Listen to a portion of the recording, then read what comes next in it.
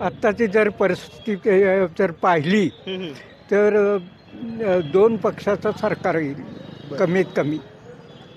एक पक्षाचं सरकार जनतेला द्यायचं नाही.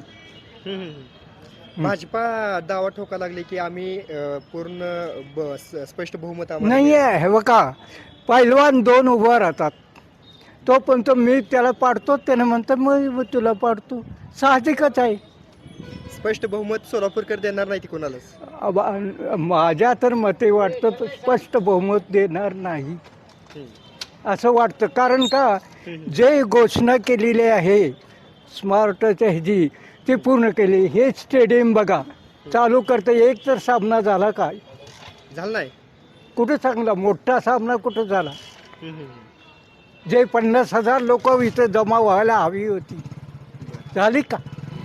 विकासाबाबत काय मत आहे एकंदरीत सोलापूर पूर्ण शहराच्या विकासाबाबत तुम्हाला काय वाटतं? नाही, विकास आत्ताच सुरुवात व्हायला लागली. विकासाला सुरुवात व्हायला, कारण येथील बेकारी पुष्कळ आहे.